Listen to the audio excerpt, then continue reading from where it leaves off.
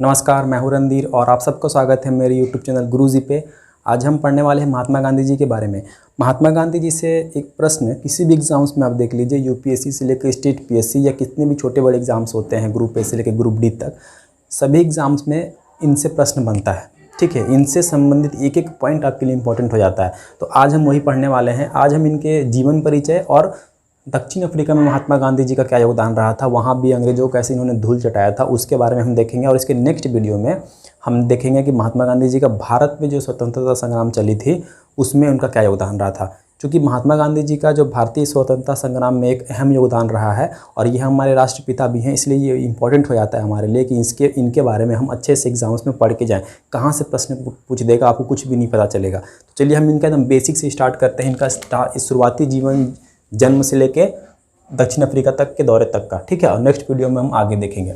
तो इनका जो नाम है सबको पता है, मोहनदास करमचंद गांधी इनका नाम था, ठीक है।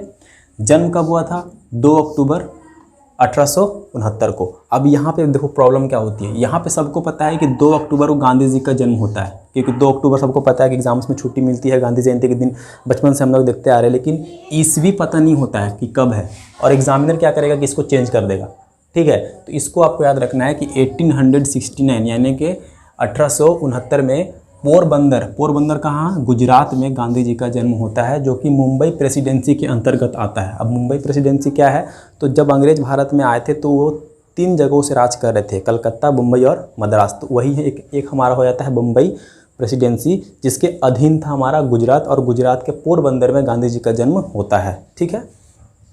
उसकी शिक्षा की बात करें अगर हम, तो राजकोट से उन्होंने अपनी शुरुआती शिक्षा ग्रहण की, लेकिन यहाँ पे उनका मन नहीं लगा और वो चले गए सामलदास कॉलेज। फिर यहाँ से मतलब कि सामलदास कॉलेज में उच्च शिक्षा के लिए वो चले गए, और यहाँ पे इनका मन नहीं लगा, यहाँ से वो ड्रॉप आउट किए और फिर वो चले गए भावनगर कॉलेज। भावनगर मुंबई में है, वहाँ पर इन्होंने अपनी जो शेष जो शिक्षा थी वहाँ से वो ग्रहण करते हैं। उसके बाद उनके पिताजी का नाम अगर हम देखें तो करमचंद गांधी उनके पिताजी का नाम था, ठीक है। और इनके जो पिताजी थे वो एक दीवान थे। पिताजी क्या थे? दीवान थे।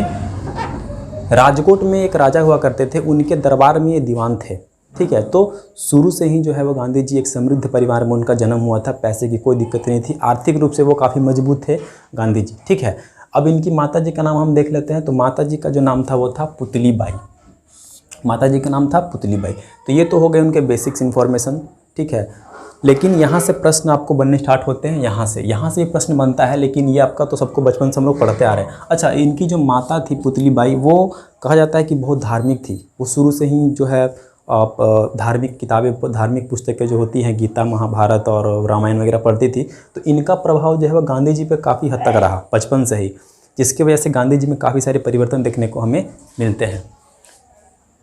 इनकी पत्नी की अगर मैं बात करूँ तो पत्नी थी कस्तूरबा गांधी, ठीक है। और जब कस्तूरबा गांधी जी से गांधी जी का विवाह होता है तो कस्तूरबा गांधी 14 वर्ष की थी और महात्मा गांधी 13 वर्ष के थे, यानी कि कस्तूरबा गांधी 1 साल बड़ी थी।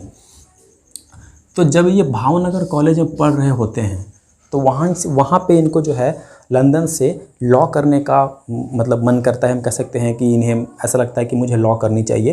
तो भावनगर कॉलेज में जब पढ़ रहे होते हैं तो वो लॉ करने के लिए 4 सितंबर 1888 को, 4 सितंबर डेट याद रखेंगे, यहाँ पर डेट पूछता है एग्जाम्स में, क्योंकि गांधी जी से संबंधित हर एक चीज़ हमारे लिए इंपॉर्टेंट है। तो पूछता है कि लंदन कब गए, तो 4 सितंबर 1888 को लंदन के इनर टेम्पल में गांधी जी जो है वो लॉ करने जाते हैं, और वहाँ पे वो 1888 से 1891 तक रहकर अपनी शिक्षा पूरी करते हैं, लॉ की डिग्री लेते हैं, यानी कि बैरिस्ट्री की पढ़ाई करने के लिए वो लंदन जाते हैं। तो एग्जाम में पूछता है कि बैरिस्ट्री की पढ़ाई गांधी जी ने कहाँ से की थी, तो लंदन से की थी, ठीक है। अब जब ये लंदन जाते हैं पढ़ने के लिए तो यहाँ पे इनके साथ 2-3 घटनाएं होती हैं, वो आपको समझना होगा। गांधी जी को समझने के लिए वो हमें समझना पड़ता है। होता क्या है कि जब वो बाहर पे विदेश पढ़ने जाते हैं तो ऐसा उस समय माना जाता था भारत में खासकर कि अगर आप 7 समुद्र पार करके कहीं जाते हो तो धर्म के खिलाफ या फिर जाति के खिलाफ, और ऐसा माना जाता है कि जो नियम कानून थे हमारे उस वक्त उनके खिलाफ आप जा रहे हो। तो एक तो गांधी जी ने ये पहले कदम उठा दिया था कि वो चले गए थे विदेश पढ़ने के लिए, तो उनको होम सिकनेस की प्रॉब्लम हो रही थी, मतलब उनका मन नहीं लग रहा था, घर की याद आ रही थी, घर के खाने की याद आ रही थी, ठीक है। और वहाँ पे अंग्रेज जो थे, वहाँ पे अंग्रेजी खाना जो था वो उनको मन नहीं लग रहा था, खाने में पच नहीं रहा था उनको। तो वो क्या कर रहे थे कि वो अपने आप को जो है वो चेंज करते हैं। किस तरीके से? अपने आप को ऐसा दिखाते हैं कि मैं भी एक अंग्रेज ही हूँ, ठीक है। तो एंग्लिसाइज करते हो अपने आप को, मतलब कि अंग्रेजीकरण करते हैं। अब अंग्रेजीकरण इन द सेंस कि वो सूट बूट पहनते हैं, कोट टाई लगाते हैं, इंग्लिश भी बोलते हैं फराटेदार, तो अपने आप को ऐसा वो दिखाने की कोशिश करते हैं कि मैं यहीं का हूँ, ताकि उनका जो है वो अपने मन को वो ऐसा दिखाना चाहते हैं अपने मन को, मतलब मन से वो ऐसा बताना चाहते हैं कि हम जो है अंग्रेज के ही हैं, ताकि उनको घर की याद ना आए, ठीक है। उसके बाद वो क्या होता है कि इन सब करने के बावजूद भी उनका मन नहीं लगता है, तो वो एक छोटी मोटी आंदोलन चल रही होती है उस वक्त लंदन में। कौन सी? शाकाहारी आंदोलन, ठीक है। शाकाहारी आंदोलन, ये जो संस्था थी ये क्या करती थी कि लोगों को शाकाहारी खाने के लिए प्रेरित करती थी।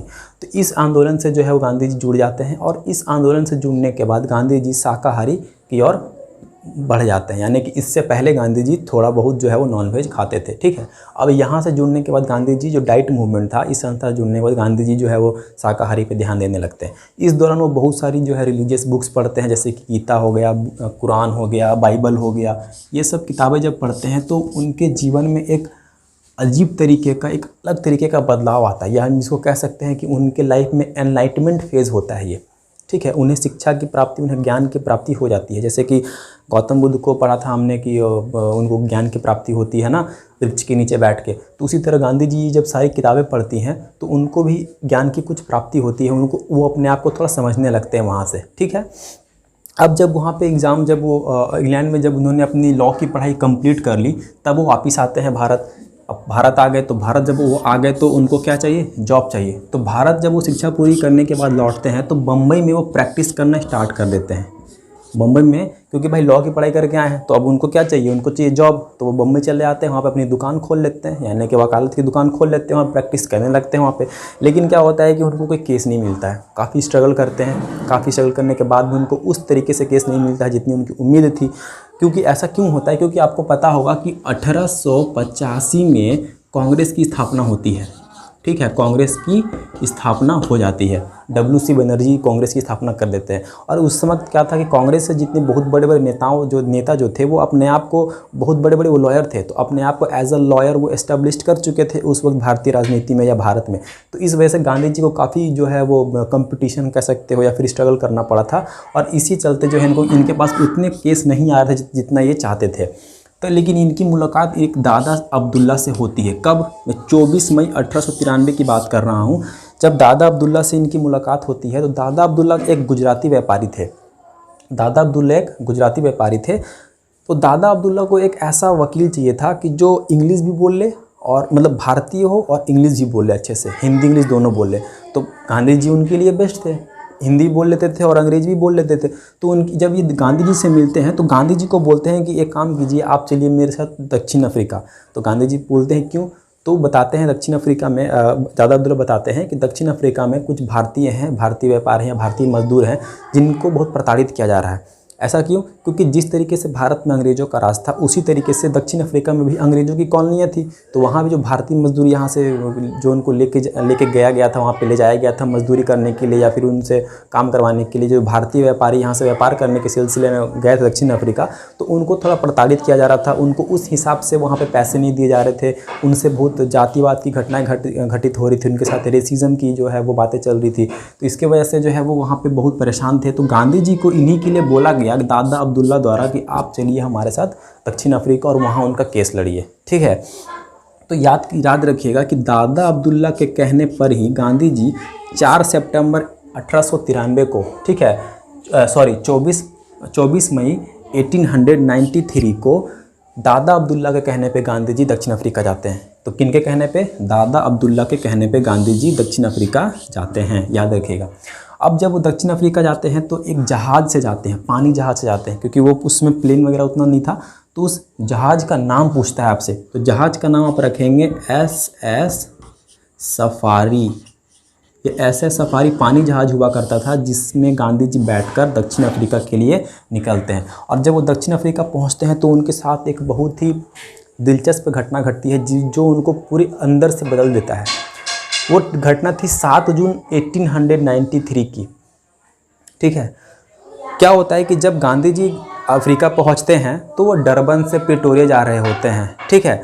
प्रिटोरिया जा रहे होते हैं, उनको दादा अब्दुल्ला बुलाते हैं प्रिटोरिया कि आप प्रिटोरिया आइए। तो डरबन से प्रिटोरिया वो जा रहे होते हैं रेल के माध्यम से, ट्रेन के माध्यम से, और वो लेते हैं फर्स्ट क्लास की टिकट, क्योंकि उनके पिताजी दीवान थे, पैसे की कोई कमी नहीं थी, अंग्रेज थे, मतलब लंदन से पढ़ के आए थे, फराटेदार इंग्लिश बोलते थे, I can walk English, I can talk English, इस टाइप का पूरे एकदम सूट बूट में वो रहते थे। तो उन्होंने क्या किया कि फर्स्ट क्लास का टिकट लिया। फर्स्ट क्लास का टिकट लेने के बाद वो चले गए अपने सीट पे बैठने के लिए फर्स्ट कोच में अपने। तो वहाँ पे एक अंग्रेज आता है और उनसे कहता है कि टिकट दिखाइए। टिकट दिखाने के बाद उनको कहता है कि आप ट्रेन से उतर जाइए। तो वहाँ पे वो बोलते हैं कि मेरे पास तो टिकट है, मैं क्यों उतरूं? तो बोलता है कि नहीं, ये जो बॉगी है, ये जो कोच है, वो केवल गोरों के लिए है, ब्लैक के लिए नहीं है, ब्राउन पीपल के लिए नहीं है। तो इस बात से गांधी जी को काफ़ी तकलीफ़ होती है और बहुत गांधी जी के इंसिस्ट करने के बाद भी उनको ट्रेन से, ऐसा कहा जाता है कि गांधी जी को धक्का मार के बाहर निकाल दिया जाता है। तो जिस जगह पे गांधी जी को धक्का मार के बाहर निकाला जाता है वो जगह का नाम पूछता है, तो वो जगह का नाम है पीटर मैरिट्सबर्ग। वेरी इंपॉर्टेंट, बहुत बार एग्जाम में पूछ चुका है। तो पीटर मैरिट्सबर्ग नामक जगह पे जब वो डरबन से प्रिटोरिया जा रहे होते हैं, डरबन एक पोर्ट है साउथ अफ्रीका में, ठीक है, वहाँ से वो प्रिटोरिया जा रहे होते हैं, तब उनको पीटर मैरिट्सबर्ग नामक जगह पे उनको उतार दिया जाता है। आपको दिख रहा होगा यहाँ पे इमेज। और पहली बार उनके साथ जो है वो रेसिज्म यानी कि जातिवादी घटना घटती है गांधी जी के साथ ट्रेन में ही। और ये घटना कब की थी? 7 जून 1893 की घटना थी। अब क्या होता है कि इससे वो ये बात उनको इतनी तकलीफ़ देती है, अपने दिल में वो इस बात को उतार लेते हैं कि मुझे जो है वो अब इसके खिलाफ़ आवाज़ उठानी है, और वो डिसीजन लेते हैं क्या? फ़ाइट करने के लिए, राइट टू फाइट। यहाँ से वो उनका जो है वो जो कह सकते हो कि एक सफ़र था वो स्टार्ट हो जाता है अंग्रेज़ों के खिलाफ़। पूरी तरीके से नहीं, लेकिन कुछ हद तक वो इस पे आवाज़ उठाते हैं। और उसके जस्ट 1 साल बाद यानी कि 1894 में वो नटाल भारतीय कांग्रेस की स्थापना करते हैं। ठीक है, नटाल भारतीय कांग्रेस की स्थापना करते हैं। ये क्या था? ये एक संस्था थी, ये पार्टी नहीं थी, कोई पॉलिटिकल पार्टी नहीं थी, एक संस्था थी। आपको दिख रहा होगा इमेज। ये जो संस्था थी इसमें इन्होंने इसका गठन किया और इस मुद्दे के खिलाफ, इस जो इनके साथ जो रेसिज्म की घटना हुई थी उनके खिलाफ ये आवाज़ उठाते हैं इस माध्यम से। ठीक है, नटाल भारतीय कांग्रेस के माध्यम से। तो एग्जाम में पूछता है कि नटाल भारतीय कांग्रेस किनके द्वारा स्थापित किया गया था, तो आपको बताना है महात्मा गांधी। और फिर ऐसे घुमा के पूछता है कि महात्मा गांधी द्वारा स्थापित किया गया पहली संस्था का नाम क्या है, तो नटाल भारतीय कांग्रेस ये पहली संस्था है महात्मा गांधी द्वारा जो स्थापित किया गया था। ठीक है, कहाँ किया गया था? साउथ अफ्रीका में किया गया था। तो वेरी इंपॉर्टेंट है, यहाँ से प्रश्न बनता है, इसको याद रखेंगे। अब जब इसकी स्थापना किया तो क्योंकि गांधी जी लॉयर थे, ठीक ना, गांधी जी वकील थे, तो उन्होंने दक्षिण अफ्रीका के सुप्रीम कोर्ट में अपने आप दाखिला दिलवाया वहाँ पे, मतलब अपने आप को इनरोल करवाया केस वगैरह लड़ने के लिए। तो गांधी जी पहले ऐसे भारतीय थे जिन्होंने दक्षिण अफ्रीका में सर्वोच्च न्यायालय में दाखिला करवाया, मतलब कि अपने आप को इनरोल करवाया। तो प्रश्न पूछता है कि वह कौन से पहले भारतीय थे जिन्होंने दक्षिण अफ्रीका के सुप्रीम कोर्ट में सर्वोच्च न्यायालय में अपने आप को इनरोल करवाया। ठीक है, तो आपका आंसर क्या आएगा? महात्मा गांधी जी। ठीक है, अब हम आते हैं 1896 में। अब ये सब करने के बाद भी जब गांधी जी ये सब कर रहे थे तो काफ़ी बार उनको जो है वो जेल भी जाना पड़ा था। जब आप इनको पूरा और डिटेल में पढ़ेंगे तब पता चलेगा आपको। तो जब ये 1896 में क्या होता है कि गांधी जी का मन नहीं लगता है साउथ अफ्रीका में और वो आ जाते हैं भारत आते हैं कहाँ? अपने पुश्तैनी घर राजकोट में। राजकोट में जब पहुंचते हैं तो एक हरित पुस्तक नामक वो एक पुस्तिका निकालते हैं, हरित पुस्तिका नामक एक पत्रिका निकालते हैं, या हम कह सकते हैं कि ग्रीन पैम्पलेट निकालते हैं। इंग्लिश में इसको बोलते हैं ग्रीन पैम्पलेट और हिंदी में हरित पुस्तिका। ये प्रकाशित करते हैं और इस पुस्तक के माध्यम से वो दक्षिण अफ्रीका में जो भारतीयों पर अत्याचार हो रही थी उसको वो दिखाते हैं। और पहली बार किसी पुस्तक के द्वारा वो दक्षिण अफ्रीका में हो रहे अत्याचार को दिखाते हैं। तो हरित पुस्तिका किसने निकाला था? तो गांधी जी ने निकाला था। प्रश्न पूछता है, इसको याद रखेंगे। ठीक है, अब जब ये 1896 में भारत जब ये आए तो ऐसा कहा जाता है कि ये अपने परिवार को लेने के लिए आए थे और यहाँ से वो फिर अपने परिवार को, अपनी पत्नी को वो लेके चले जाते हैं। फिर 1897 में फिर वो चले जाते हैं कहाँ? दक्षिण अफ्रीका, फिर निकल लेते हैं। अब दक्षिण अफ्रीका में वापस आते हैं और वहाँ पे एक उस समय युद्ध हो रहा होता है जिसको हम लोग कहते हैं बोयर वॉर। ठीक ना, बोयर या बोर वॉर भी जाना जाता है, बोर नाम से या बोयर नाम से। तो इस युद्ध में वो पार्टिसिपेट करते हैं। ये युद्ध हो रहा होता है आपका डच और अंग्रेज के विरुद्ध, अंग्रेज के बीच। ठीक है, तो पूछता है यहाँ से एग्जाम में कि बोर वॉर जो था वो किन के बीच हो रहा था? तो डच और अंग्रेज के बीच हो रहा था।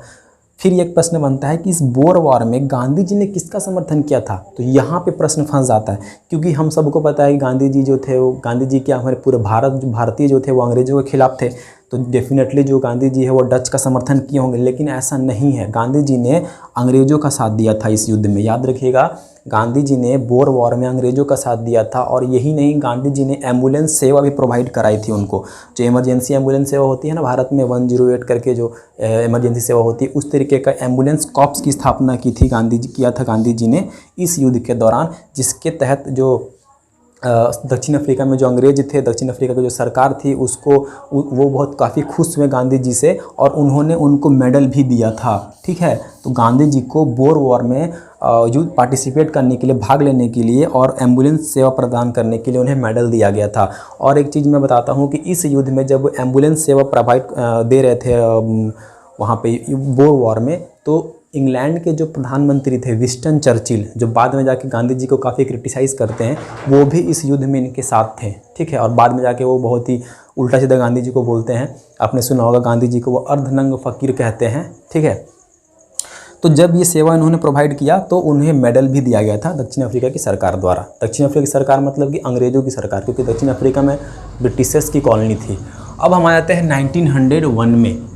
ये सब करने के बाद गांधी जी का मन फिर से बदलता है और फिर वो दक्षिण अफ्रीका से भारत लौट आते हैं, और इस बार वो सोचते हैं कि अब मुझे यहीं रहना है, मुझे जो भी करना यहीं पे करना है। तो 1901 में जब वो आते हैं तो उस समय कांग्रेस का अधिवेशन चल रहा होता है। मैंने बताया आपको कि 1885 में कांग्रेस की स्थापना हो जाती है, और कांग्रेस प्रत्येक वर्ष अपना अधिवेशन कराती थी, और उस अधिवेशन में उस बात पे चर्चा होती थी कि भारत को कैसे आज़ाद करना है, और भी बहुत सारी जो समस्या आ रही होती है उस वक्त वो चर्चा करते थे। तो प्रत्येक वर्ष उनका एक अधिवेशन चल रहा होता है। तो वो 1901 का अधिवेशन था, दिसंबर 1901 में, जो कलकत्ता में चल रहा था, और जिसकी अध्यक्षता कर रहे थे हमारे दादा भाई नेहरू जी। वेरी इंपॉर्टेंट यहाँ से प्रश्न बन चुका है कि 1901 वाला जो अधिवेशन था कांग्रेस का कलकत्ता अधिवेशन, उसकी अध्यक्षता किसने की थी? दादा भाई नेहरू जी ने की थी। और यही एक अधिवेशन था जिसमें गांधी जी ने पार्टिसिपेट किया था। तो यहाँ से प्रश्न पूछता है क्यों? क्योंकि गांधी जी, अगर हम इससे पहले हम देखें तो किसी भी तरीके के पॉलिटिकल पार्टी में उनका कोई योगदान नहीं रहा था, ना किसी राजनीतिक दल में वो शामिल हुए थे, ना किसी राजनीतिक दल का उन्होंने समर्थन किया था। लेकिन पहली मर्तबा 1901 में जब वो भारत लौटते हैं दूसरी बार, तो जो कलकत्ता में कांग्रेस की अधिवेशन चल रही होती है, जिसकी अध्यक्षता दादा भाई नेहरू जी कर रहे होते हैं, उन पे वो भाग लेते हैं, वहाँ पे वो जाते हैं, और दक्षिण अफ्रीका में जो अत्याचार हो रहे होते हैं मजदूरों पे और व्यापारियों पे, उसकी बात वो वहाँ पे उठाते हैं। ठीक है, तो पहली बार पूछता है कि गांधी जी ने किस अधिवेशन में पार्टिसिपेट किया था, किस अधिवेशन में भाग लिया था? तो कोलकाता के अधिवेशन में। ठीक है, जिसकी अध्यक्षता दादा भाई नेहरू जी कर रहे थे। अब यहीं पे उनकी मुलाकात 1902 में गोपाल कृष्ण गोखले से होती है। गोपाल कृष्ण गोखले कौन थे? तो गोपाल कृष्ण गोखले महात्मा गांधी जी के राजनीतिक गुरु थे। Gopal Krishna Gokhale is the political Guru of Mahatma Gandhi. ये राजनीतिक गुरु थे, यानी कि राजनीति में प्रेरित करने के लिए कौन इंसिस्ट किया था गांधी जी को? गोपाल कृष्ण गोखले। तो गोपाल कृष्ण गोखले उनसे मिलते हैं और उनको बोलते हैं कि अगर आपको भारत को समझना है तो आप भारत भ्रमण पे निकलिए, ताकि पता चलेगा कि भारत के लोग कैसे रहते हैं, क्या इनकी समस्याएं हैं, क्या नहीं है। तो वो क्या करते हैं, गांधी जी जो है वो भारत दर्शन के लिए निकलते हैं। थर्ड क्लास कोच में बैठ के ट्रेन के माध्यम से पूरे भारत दर्शन पे निकलते हैं। और जब वो भारत दर्शन पे निकलते हैं तो उनको ऐसा महसूस होता है, कहते हैं वो जब दर्शन पूरा करने के बाद, कि जो भारत के लोग हैं वो गाँव में रहते हैं। The people of India is living in village, यानी कि जो भारत है वो गाँव में बसता है। तो ये उनका कहना था, मतलब कि जो भारत में काफ़ी क्या है, गरीबी है, सब यहाँ पे गांव में रहते हैं। तो ये इनका क्या था, ओपिनियन था घूमने के बाद। अब उसके बाद 1903 में क्या होता है कि गांधी जी को अफ्रीका से बुलावा आता है। कौन बुलाते हैं? वही मजदूर लोग जो वहाँ पे परेशानियाँ झेल रहे होते हैं, उनको बुलाते हैं कि आप आइए, आप ही हमारी बात को रख सकते हैं। तो गांधी जी उनके कहने पर 1903 में वापस दक्षिण अफ्रीका जाते हैं। और जब दक्षिण अफ्रीका जाते हैं तो एक वहाँ पे दक्षिण अफ्रीका की जो संसद है वो एक बिल लेके आते हैं। कौन सी बिल? Asiatic registration act. ठीक है, एशियाटिक रजिस्ट्रेशन एक्ट। ये क्या था? ये एक तरीके का आईडी कार्ड था। मतलब इसमें यह था ना कि जो भारतीय यहाँ से गए थे जॉब करने के लिए या व्यापार करने के लिए, उनको कहा गया था कि आप अपने साथ आप अपने साथ एक आईडी कार्ड रखेंगे। ये आईडी कार्ड में ये था कि भाई आप कहाँ से आए हैं, क्या नहीं है, इस तरीके का सब कुछ लिखा हुआ रहता था, जिनको खाली कहा गया था कि भारतीय लोग ही कैरी करेंगे और कोई नहीं करेगा। तो इसको लेके जो है भारतीय लोग काफ़ी नाराज़ हो गए कि हमें ऐसा क्यों किया जा रहा है, हमारे साथ ऐसा भेदभाव क्यों किया जा रहा है, ठीक है। तो इनको लेके गांधी जी ने आवाज़ उठाया था और इसी दौरान वो ट्रांसभल ब्रिटिश इंडिया एसोसिएशन की स्थापना करते हैं। तो ये दूसरी संस्था होगी जो इसका गांधी जी की स्थापना करते हैं। पहला कौन था हमारा, नटाल भारतीय कांग्रेस, ठीक है, पहला ये था, और दूसरा ट्रांसभल ब्रिटिश इंडियन एसोसिएशन। उसके बाद उन्होंने एक न्यूज़पेपर निकाला, इंडियन एक्सप्रेस, बहुत इंपॉर्टेंट है, इसको याद रखेंगे। इंडियन ओपिनियन अखबार उन्होंने, पत्रिका उन्होंने निकाला। ये साप्ताहिक पत्रिका हुआ करती थी जो कि 4 भाषाओं में निकाली गई थी, इंग्लिश, हिंदी, गुजराती और तमिल, ठीक है। ये 4 भाषाओं में निकाला गया था गांधी जी द्वारा, और ये जो है वो साप्ताहिक पत्र था। तो पूछता है एग्जाम में कि गांधी जी द्वारा पहली पत्रिका कौन सी निकाली गई थी, तो इंडियन ओपिनियन एक्सप्रेस। कहाँ निकाली गई थी, साउथ अफ्रीका में निकाली गई थी। या इसको घुमा के पूछता है कि इंडियन ओपिनियन जो था वो किनके द्वारा निकाला गया था, तो गांधी जी द्वारा निकाला गया था, ठीक है, पहला था ये 4 भाषाओं में निकाला गया था, ये भी आप याद रखेंगे। फिर क्या होता है कि गांधी जी जो है वो जो जितनी परेशानियां हो रही होती हैं दक्षिण अफ्रीका में लोगों को, उनको देखते हुए वो 1904 में, उससे पहले की थोड़ा सा मैं बताता हूँ आपको, 1904 में जॉन रस्किन की एक किताब पढ़ते हैं वो, अनटू दिस लास्ट। इस बुक को पढ़ने के बाद गांधी जी काफ़ी प्रेरित हो जाते हैं। यही वो बुक है जिसको पढ़ने के बाद गांधी जी में काफ़ी बदलाव देखने को मिलते हैं। तो 2-3 ऐसे इंसिडेंट होते हैं जहाँ पे उनको काफ़ी चेंजेस उसमें देखने को मिलते हैं। एक तो हो गया रेल कांड, फिर एक जो लंदन में वो जाते हैं पढ़ाई करने के लिए तब, और एक ये बुक को पढ़ने के बाद उनका जो लाइफ है और भी चेंज होता है। वो काफ़ी प्रभावित होते हैं जॉन रस्किन से, और प्रभावित होकर फिनिक्स फार्म की स्थापना करते हैं दक्षिण अफ्रीका में। मतलब कि फिनिक्स फार्म मतलब कि फिनिक्स आश्रम, ठीक है, फिनिक्स आश्रम की स्थापना करते हैं। और 1909 में अफ्रीका से वो जाते हैं इंग्लैंड। क्यों? क्योंकि ये सब जो घटनाएं घट रही थी, जो अत्याचार हो रहे थे भारतीयों के साथ, और वहाँ पे जो अफ्रीकी लोग थे उनके साथ भी, ये सब को देखते हुए गांधी जी ने काफ़ी लेटर्स वगैरह लिखे ब्रिटिश सरकार को कि आपकी जो यहाँ पे कंपनी है, आपकी जो यहाँ पे जो सरकार है वो काफ़ी अत्याचार कर रही है, काफ़ी दुर्व्यवहार कर रही हैं। तो इनको देखते हुए गांधी जी ने काफ़ी लेटर वगैरह लिखा, लेकिन उनको कोई सुनवाई नहीं हुई। तो इसी दौरान वो अफ्रीका से जाते हैं कहाँ, इंग्लैंड जाके वो इंडिया हाउस विजिट करते हैं, वो अपनी बात को रखते हैं।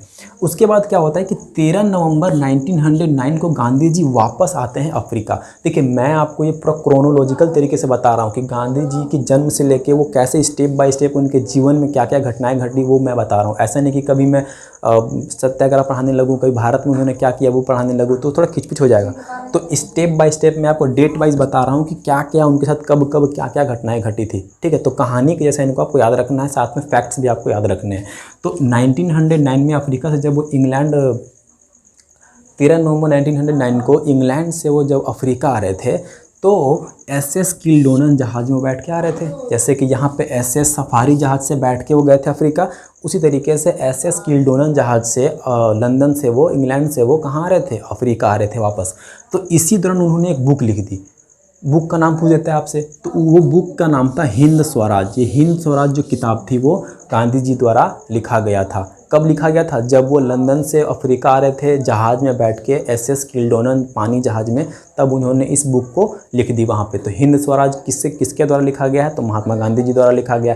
कब लिखा गया था? तो लंदन से जब वो अफ्रीका जा रहे थे। कौन से जहाज़ से जा रहे थे? तो SS किल्डोनन जहाज़ से जा रहे थे। तो बहुत तरीके का प्रश्न घुमा फिरा के आपको पूछ सकता है। अब 1911 में क्या होता है कि एक अप्रवासी जो बिल है वो साउथ अफ्रीका की जो सरकार होती है, दक्षिण अफ्रीका की जो सरकार होती है वो निकालती है। अब ये बिल में क्या था? ये बिल में ये था कि जो प्रवासी जो बार बार आना जाना कर रहे थे ना, उन पर रोक लगा दी गई।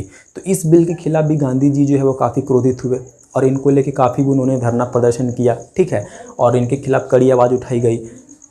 उसके बाद 1912 में गोखले जो है वो अफ्रीका का दौरा करते हैं। गोखले वही इनके राजनीतिक गुरु, ठीक है, गोपाल कृष्ण गोखले। मैंने बताया आपको कि राजनीतिक गुरु थे। तो यही प्रश्न पूछता है, कई दफ़ा एग्जाम में पूछ चुका है कि महात्मा गांधी जी के राजनीतिक गुरु कौन थे? तो गोपाल कृष्ण गोखले।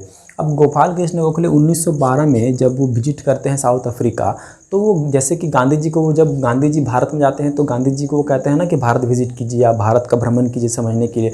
उसी तरीके से अफ्रीका पहुंचने के बाद गोपाल कृष्ण गोखले भी अफ्रीका में गांधी जी के साथ पूरा अफ्रीका का दौरा करते हैं वो, और वहाँ पे जो भारतीय जो लोग थे, व्यापारी थे, जो वहाँ पे मजदूर थे, जो लोग थे काम करने गए थे, साथ ही साथ जो अफ्रीका के जो लोग थे उनकी वो समस्याओं को समझते हैं। इसी दौरान जो है वो गांधी जी वेस्टर्न ड्रेस, जो सूट बूट और जो टाई वाई पहनते थे उस सब को वो हटाते हैं और भारतीय संस्कृति की जो पोशाक होती है वो पहनते हैं, धोती कुर्ता जो पहनते हैं। कब? 1912 से ही, याद रखिएगा पूछता है एग्जाम में। तो 1912 ही वो ऐसा साल था जहाँ से गांधी जी वेस्टर्न ड्रेस को हटा देते हैं, वहाँ उनका बॉयकॉट करते हैं और फिर वो इंडियन अटायर मतलब कि भारतीय पोशाक पहनते हैं, ठीक ना। अब गांधी जी, जब यहाँ पे देखिए मैंने लिख रखा है, गांधी जी भारतीय वस्त्र पहनने लगते हैं। अब 1913 में क्या होता है? 1913 में एक अजीब सा, कह सकते हैं कि सुप्रीम कोर्ट जो था दक्षिण अफ्रीका का, अजीब सा फैसला एक देता है, बहुत ही ख़राब कहते हैं, ख़राब कह सकते हैं या बहुत ही क्रोधित करने वाला फैसला देता है। फैसला ये देता है कि सुप्रीम कोर्ट कहता है कि जो भी शादियाँ जो भारतीय लोगों ने की है वो अमान्य घोषित कर दी जाएंगी।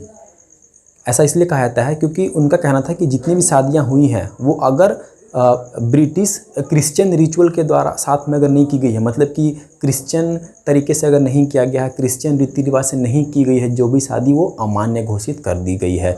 तो गांधी जी कहते हैं कि इसका मतलब कि हमारे शादी जो है वो अमान्य घोषित हो गई, हमने जो शादी किया है वो गलत है क्या? तो इसका वो क्या हुआ कि उनका अपने पत्नियों का उन्होंने अपमान समझा। मतलब समझ रहे हो, बिना शादी के अगर अमान्य घोषित कर दिया जाए तो इसका मतलब गांधी जी बिना शादी के रह रहे अपनी पत्नी के साथ, तो ऐसे में क्या उनकी इमेज ख़राब हो रही थी। तो इस वजह से काफ़ी क्रोधित हुए गांधी जी, साथ ही साथ जितने भी वहाँ पे भारतीय थे वो काफ़ी क्रोधित हुए कि ये कैसा फैसला दिया है सुप्रीम कोर्ट ने वहाँ का। तो इसके खिलाफ गांधी जी पहली मर्तबा वो सत्याग्रह का प्रयोग करेंगे। याद रखिएगा, बहुत बड़े एग्जाम में पूछा है कि गांधी जी फर्स्ट टाइम सत्याग्रह का प्रयोग कब करते हैं और कहाँ करते हैं। तो सबसे पहले सत्याग्रह का प्रयोग वो दक्षिण अफ्रीका में ही कर देते हैं। भारत में तो करते ही हैं बहुत बार, लेकिन दक्षिण अफ्रीका में पहली बार वो सत्याग्रह का प्रयोग करते हैं। सत्याग्रह क्या है? सत्याग्रह होता है सत्य के लिए आग्रह करना, मतलब कि जो हमें सत्य चाहिए उसके लिए हम आग्रह करेंगे, आपसे लड़ेंगे नहीं, शांतिपूर्वक अपना बैठ के धरना प्रदर्शन और अनशन करेंगे। मतलब गांधी जी हिंसा तो करते नहीं थे वो, ठीक है, वो अहिंसा के पुजारी थे। तो ये पहली बार सत्याग्रह वहाँ पर उन्होंने, गांधी जी इस फैसले के खिलाफ करते हैं। उसके बाद ये फैसला जब ये सत्याग्रह करते हैं तो सरकार को झुकनी पड़ती है और ये जो डिसीजन है वापस लेनी पड़ती है। उसके बाद एक और आपका याद रख सकते हैं यहाँ पे कि ट्रांसवाल मार्च गांधी जी निकालते हैं। ये ट्रांसवाल मार्च क्या था? 2 स्टेट थे साउथ अफ्रीका में, एक था नाताल और दूसरा था ट्रांसवाल। आपको दिख रहा होगा मैप। तो नाताल से ट्रांसवाल मार्च वो करते हैं। ऐसा इसलिए करते हैं कि सुप्रीम कोर्ट का ही ऐसा फैसला था कि जो है वो एक राज्य से दूसरे राज्य में लोग जो है वो नहीं जा सकते हैं। जो राज्य में जो लोग रह रहे हैं उसी राज्य में रहेंगे, दूसरे राज्य में वो नहीं जाएंगे। मतलब कि इंटरमीडिएट जो था ना वहाँ पे कि एक राज्य से दूसरे राज्य में हमें नहीं जाना है। तो इसको लेके गांधी जी, जैसे भारत में वो दांडी मार्च करते हैं नमक कानून को तोड़ने के लिए, सेम उसी तरीके से वो वहाँ पे भी एक मार्च करते हैं नियम कानून को तोड़ने के लिए। वो नाताल से जाते हैं ट्रांसवाल स्टेट, ट्रांसवाल राज्य जाते हैं, नाताल राज्य से ट्रांसवाल राज्य जाते हैं इस कानून को तोड़ने के लिए, ठीक ना। उसके बाद एक और आप याद रख सकते हैं कि वहाँ पे जो मजदूर जो थे, भारतीय मजदूरों पे 3 पाउंड का टैक्स लगा दिया गया था। एक तो उनकी स्थिति वैसे ही ख़राब थी, ठीक है, उनको कुछ खास योगदान इनकम हो नहीं रहा था, पैसे की ऐसी काफ़ी उनको पे दिक्कत थी। तो उन पे क्या किया था कि 3 पाउंड का टैक्स लगा दिया गया था मजदूरों पे। तो इसको लेके भी इन्होंने सत्याग्रह किया था, ठीक ना। तो 3 पाउंड का टैक्स लगाया था। अब इसको लेके भी गांधी जी ने सत्याग्रह किया और फिर सरकार को यहाँ पे भी झुकना पड़ा। तो इस दफ़ा गांधी जी काफ़ी मरतबा जेल भी जाते हैं, काफ़ी वो प्रोटेस्ट करते हैं। तो ये जब आप उनका डिटेल में पढ़ोगे तब पता चलेगा आपको। लेकिन यहाँ जो एग्ज़ाम पॉइंट ऑफ व्यू से इंपॉर्टेंट है और इससे बाहर प्रश्न बनने के चांसेस आपको शायद छोटे बड़े एग्जाम्स में नहीं है। यूपीएससी में आप जाइएगा तो भले पूछ सकता है, लेकिन यहाँ से आपका MCQ तो एक भी नहीं छूटेगा। जितना मैंने बता दिया उतना सफिशियंट है आपके लिए। अब क्या होता है कि ये सारी घटनाओं घटने के बाद फाइनली गांधी जी जो है वो 9 जैन को, मतलब कि 9 जनवरी 1915 को भारत लौटते हैं। और अब जो भारत आएंगे तो भारत में ही रहेंगे, वापस अफ्रीका नहीं जाएंगे। क्योंकि हमने देखा कि गांधी जी आते हैं कब, 1896 में वो भारत लौटते हैं, फिर एक बार 1901 में भारत लौटते हैं और अब जो है वो 9 जनवरी 1915 में भारत लौटेंगे और अब भी वो गांधी जी यहीं रहेंगे। तो इस दिन जब भारत गांधी जी लौटते हैं 9 जनवरी को, तो उसी दिन हम लोग मनाते हैं क्या, प्रवासी भारतीय दिवस। प्रत्येक 2 वर्ष के बाद हम प्रवासी भारतीय दिवस मनाते हैं, इसलिए क्योंकि उसी दिन गांधी जी जो है वो भारत लौटे थे। कब लौटे थे? 9 जनवरी 1915 को। ये डेट पूछता है आपसे कि 9 जनवरी को क्यों मनाया जाता है, तो क्योंकि गांधी जी इस दिन अफ्रीका से भारत लौटे थे। अब इसके बाद की जो कहानी है 9 जनवरी 1915 से लेके 1948 तक की जो गांधी जी की कहानी है उसको हम लोग कहते हैं गांधी युग, गांधी एरा। इस दौरान वो भारत में भी काफ़ी एक्टिव रहते हैं, काफ़ी वो अंग्रेजों के खिलाफ लड़ते हैं, बहुत सारे आंदोलन, बहुत सारे सत्याग्रह करते हैं, बहुत सारा वो कानून के खिलाफ, आपने सुना होगा दांडी मार्च हो गया, असहयोग आंदोलन हो गया, खेड़ा आंदोलन हो गया, तो ये सारे वो करते हैं। तो इसके नेक्स्ट वीडियो में हम देखेंगे कि भारतीय राजनीति में, भारतीय स्वतंत्रता संग्राम में गांधी जी का क्या योगदान रहा है। इसके खिलाफ हम, इसके लिए हम जो है नेक्स्ट वीडियो में पढ़ेंगे। तो उम्मीद करता हूँ कि आपको समझ में आया हो। अगर किसी भी तरीके का कोई डाउट हो, छोटा बड़ा कोई भी, तो आप मुझे कमेंट करेंगे और ये इतना पढ़ लेंगे तो मेरे ख्याल से यहाँ से MCQ तो आपसे नहीं छूटेगा। ठीक है, तो उम्मीद करता हूँ कि आपको समझ में आया हो, और अच्छा लगा तो वीडियो को लाइक और सब्सक्राइब ज़रूर कर लेंगे। धन्यवाद।